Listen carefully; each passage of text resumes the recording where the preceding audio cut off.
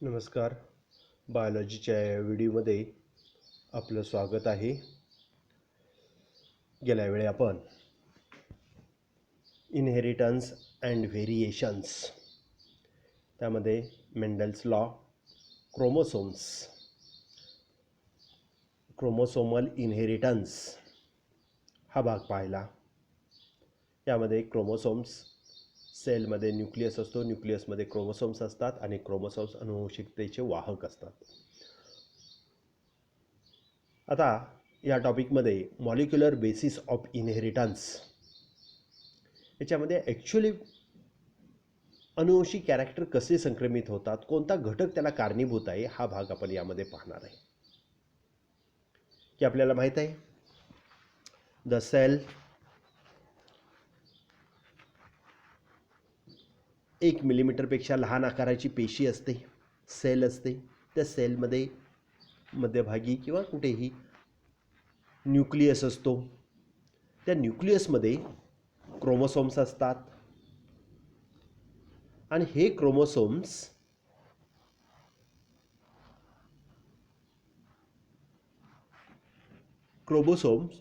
DNA आणि प्रोटीन्सपासून बनलेले असतात. हे क्रोमोसोम्स DNA आणि प्रोटीनपासून बनलेले असतात. मग क्रोमोसोम अनुवंशिक कॅरेक्टर संक्रमित करतो. आपण कलर ब्लाइंडनेस, हिमोफिलिया, थॅलॅसेमिया वगैरे वगैरे पाहिलं. क्रोमोसोम्स अनुवंशिक कॅरेक्टरसाठी कारणीभूत आहेत हे पाहिलं. मग क्रोमोसोम्स कशाचे बनलेले आहेत, तर DNAचे बनलेले आहेत आणि प्रोटीन्सपासून बनलेले आहेत. त्याचे ॲक्च्युली केमिकल कंपोजिशन काय आहे, त्याची रचना कशी बनलेली आहे, DNAची रचना कशी आहे, हिस्टोन प्रोटीनची रचना मिळून क्रोमोसोम्स कसं बनलेलं आहे आणि यातील हिस्टोन प्रोटीन का DNA अनुवंशिक कॅरेक्टर संक्रमित करतो, यासाठी आपला हा टॉपिक पाहायचा आहे. मॉलिक्युलर बेसिस ऑफ इनहेरिटन्स की रेणू पाहणार आहे आपण. इनहेरिटन्स अनुवंशिक कॅरेक्टरचा रेणू कोणता आहे हा भाग याच्यामध्ये काय करणार आहे आपण डिटेलमध्ये पाहणार आहे. आता द डिस्कवरी ऑफ DNAची हिस्ट्री पहा काय आहे. की DNAचा शोध कसा लागला. DNAची रचना जगाला जेव्हा माहीत नव्हती 18व्या शतकामध्ये, DNA असतो आणि DNA अनुवंशिक कॅरेक्टर संक्रमित करतो हे माहीत नव्हतं. 1869 साली ह्या फेडरिच मायचेलर नावाच्या शास्त्रज्ञांनी संशोधन करून DNA कसा असतो किंवा DNA त्यांनी काय केला, सेलपासून आयसोलेट केला. पाहूया काय म्हटलेलं आहे. Modern understanding of DNA has evolved from the discovery of nucleic acid to the development of double helical model. काय डबल हेलिकल मॉडेल, जे Watson and Crick model of DNA म्हटलेलं आहे, आपल्याला दिलेलं आहे, 10वीमध्ये स्टडी केलेलं आहे. हे जे DNAचं मॉडेल मांडलेलं आहे की असा असा DNAचा रेणू असतो.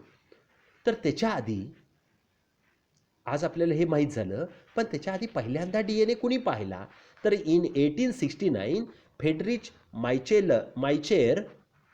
मिचेर began working with white blood cells which are the major component of the pus from infection.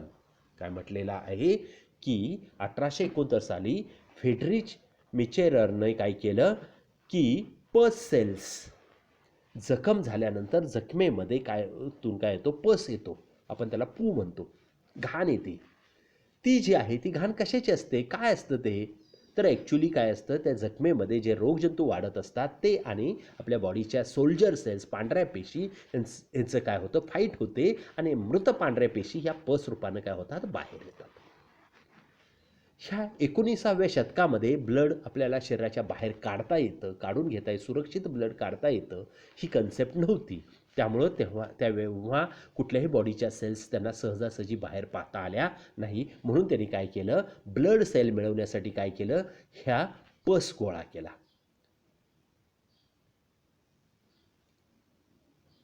Blood cells which are the major component of the pus from infection. जिथं जखम झालेले आहे त्याच्या पसमध्ये मोठ्या प्रमाणात काय असतात, ब्लड सेल असतात. ही कलेक्टेड लॉट ऑफ पस from the bandages at the local hospital.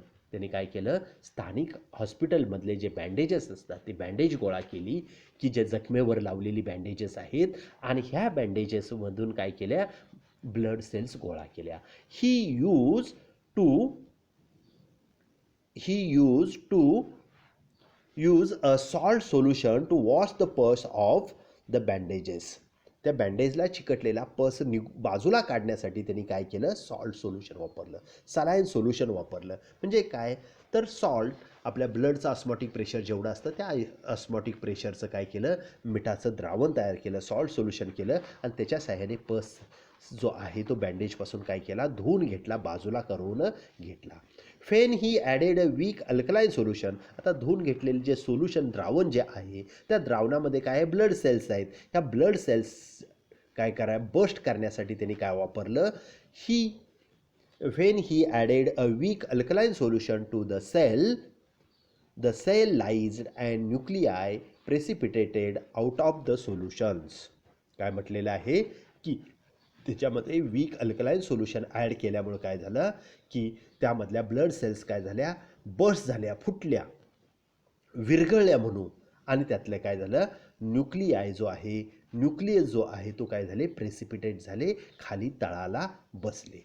From the cell nuclei he isolated the unique chemical substance to the which he called the nuclein. आणि जो न्यूक्लियस मिळवला, असे अनेक न्यूक्लियस तळाला, मग तो काय केलं, सोल्युशन त्याच्यातलं जड सोल्युशन घटक खाली बसू दिले, म्हणजे गाळ साचू दिला खाली, आणि त्या गाळामध्ये प्रेसिपिटेटेड, त्याला आपण साका म्हणतो सायन्सच्या भाषेमध्ये, की एखाद्या सोल्युशनमधला द्रावणातला घट्ट पदार्थ, जड पदार्थ खाली तळाला बसतो, त्याला साका म्हणतो आपण, प्रेसिपिटेट म्हणतो. तो प्रेसिपिटेट त्यांनी गोळा केला, आणि त्या प्रेसिपिटेटमध्ये मध्ये काय आहेत, अनेक न्यूक्लियस आहेत. अनेक न्यूक्लियस म्हणजे न्यूक्लियाय, प्लुरलला न्यूक्लियाय शब्द वापरतो. From the cell nuclei he isolated the unique chemical substance to which he call them as a nuclein. आणि त्याच्यापासून, त्या न्यूक्लियसमधून जो घटक मिळवला त्याला त्यांनी पहिल्यांदा शब्द काय वापरला, न्यूक्लिन वापरलं. तेव्हा DNA वगैरे कन्सेप्ट काही जगाला माहिती नव्हती, शब्दही कुणाला माहिती नव्हता. Chemically nuclein has high phosphorus content. रासायनिक पृथक्करण केल्यानंतर असं लक्षात आलं की हे न्यूक्लिनमध्ये काय आहे, तर फॉस्फरसचं प्रमाण जास्त आहे. Moreover it showed the acidic properties. त्याचबरोबर तो पदार्थ कसा आहे, ॲसिडिक आहे, hence it was name as a nucleic acid. आणि न्यूक्लियसपासून मिळालेलं आहे म्हणून त्याला काय नाव दिलं, न्यूक्लिक ॲसिड. मग त्याला काय नाव दिलं, ह्या पस सेलमधले न्यूक्लियस मिळवले, न्यूक्लियसमधला जे काय ॲसिडिक कॉम्पोनंट मिळवला, घटक मिळवला, आणि त्या घटकाला ते ॲसिडिक आहे आणि फॉस्फरस जास्त आहे, त्याला न्यूक्लिक ॲसिड म्हटलं. By the early 19th we knew that Miescher's nuclein was a mixture of protein and nucleic acid. आणि 19व्या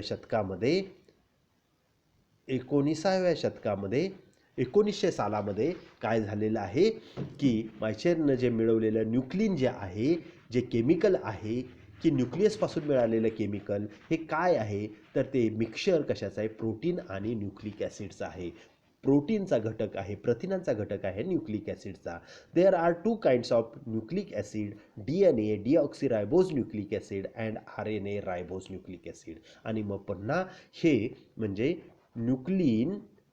न्यूक्लिनपासून काय मिळवलं, प्रोटीन आणि न्यूक्लिक ॲसिड्स मिळवले. न्यूक्लिक ॲसिड 2 प्रकारचे आहेत, डिऑक्सिरायबोज न्यूक्लिक ॲसिड म्हणजे DNA आणि रायबोज न्यूक्लिक ॲसिड म्हणजे RNA. आणि जे प्रोटीन घटक आहे त्याला काय म्हटलेलं आहे, हिस्टोन प्रोटीन. मग ॲक्च्युली ह्यातलं जेनेटिक मटेरियल कोण आहे, अनुवंशिक कॅरेक्टर संक्रमित करणारा घटक कोण आहे, प्रोटीन आहे का DNA का RNA आहे, हे पाहण्यासाठी पुढचं संशोधन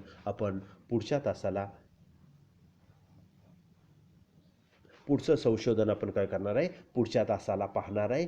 त्याच्यासाठी genetic material is a DNA हा जो भाग आहे तो आपण पुढं पाहू. हे अशा पद्धतीनं काय केला, पहिल्यांदा न्यूक्लिक ॲसिड्स DNA आणि RNA हे काय केले, त्यांनी मायचेरने काय केले, आयसोलेट केले, वेगळे सेपरेट केले आणि त्याला त्यांनी नाव दिलं. अशा पद्धतीची ही त्याची काय आहे डी एन एची डिस्कवरी आहे, हिस्ट्री आहे. कशा पद्धतीनं डी एन ए मिळवण्यासाठी त्यांना काय करायला लागलं की पस सेल्समधून ब्लड सेल्स मिळवून त्याच्यातून डी एन ए काढावा लागला. पहा, कालचीच परवाचीच बातमी आहे पेपरमधली की कोविड-19 आपल्याकडे आता साथीचा रोग आलेला आहे. हा कोविड-19 चे डी एन ए मिळवण्यासाठी भारतीय शास्त्रज्ञांनी पहिल्यांदा डी एन ए मिळवले. कशामध्ये? ड्रेनेज वॉटरमध्ये. म्हणजे ज्या हॉस्पिटल्समध्ये हे जे कोविडचे पेशंट्स आहेत, ह्या कोविडच्या पेशंटच्या विष्ठा मिश्रित जे पाणी, मैला मिश्रित जे पाणी आहे, त्या पाण्यामध्ये कोविडचे डी एन ए आढळतात आणि मग हे डी एन ए तिथून संक्रमित झाले असेल, अशा पद्धतीची जी कन्सेप्ट जगापुढं मांडली जाणार आहे. पण त्याचा शोध काय केला, तिथून लागला. डी एन ए, कोविडचे डी एन ए काय मिळतात, कोविडचा डी एन ए जो आहे न्यूक्लिक ॲसिड आहे, हे न्यूक्लिक ॲसिड आपल्याला काय मिळालं, ह्या मैला मिश्रित पाण्यामध्ये आढळून आलेलं आहे. भारतीय शास्त्रज्ञांना पहिल्यांदा आढळून आलेलं आहे. म्हणजे काय, कुठं शोधावं लागतं पहा. तर अशा पद्धतीनं ह्या फेडरिच मायचेरनं काय केलेलं आहे की D N A, nucleic acids हे काय केले, पस सेल्समधल्या ब्लड सेल्समधून काय केले, पहिल्यांदा त्याचं केमिकल कंपोजिशन जगापुढं मांडलं. ही कशाची डी एन एची हिस्ट्री आहे. पुढच्या तासाला आपण genetic material is a D N A, यातलं एक्झॅक्ट जेनेटिक मटेरियल कोण आहे हे आपण पुढच्या पिरियडला पाहू. थँक्यू.